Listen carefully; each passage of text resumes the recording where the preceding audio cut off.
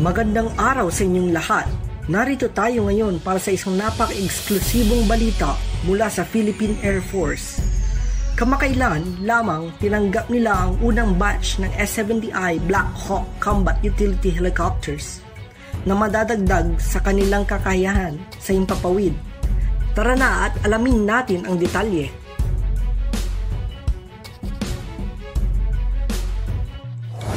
Nitong nakaraang mga araw, ipinagdiwang ng Philippine Air Force ang pagdating ng unang batch ng S-70I Black Hawk Combat Utility Helicopters.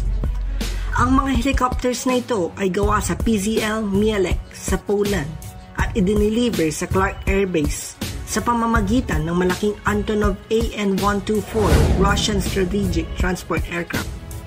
Ngayong taon, kinumpirma ng PZL Mielec at ng Department of National Defense ang kanilang plano na i-deliver ang unang batch bago mag-Hunyo 2024. Natupad ang timeline na ito na naglalatag ng daan para sa mas maraming pagpapalakas sa kakayahan ng Philippine military.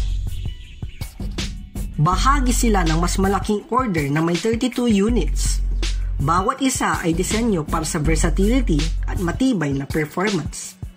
Dadaan ang mga helicopters na ito sa masusing pagsusuri at testing dito sa Pilipinas bago sila opisyal na may pasok sa serbisyo sa 205th Tactical Helicopter Wing ng Philippine Air Force. Ang pagdagdag ng mga modernong helicopter na ito ay malaking tulong sa Philippine Air Force upang mas mabilis at epektibong magkapagresponde sa iba't ibang pangangailangan tulad ng disaster response, medical evacuation o military operations. Sa kabuuan, ang pagdating ng mga S-70I Black Hawks ay isang mahalagang yugto para sa Philippine Air Force na nagpapalakas sa kanilang kakayahan ng pangalagaan at maglingkod sa bansa. Habang patuloy nilang isinasama ang mga helicopter na ito sa kanilang mga operasyon, inaasahan natin ang mas marami pang tagumpay sa pagprotekta at pagsuporta sa pambansang seguridad. Kung natuwa kayo sa balitang ito, huwag kalimutang mag-like, mag-subscribe at i-click ang notification bell.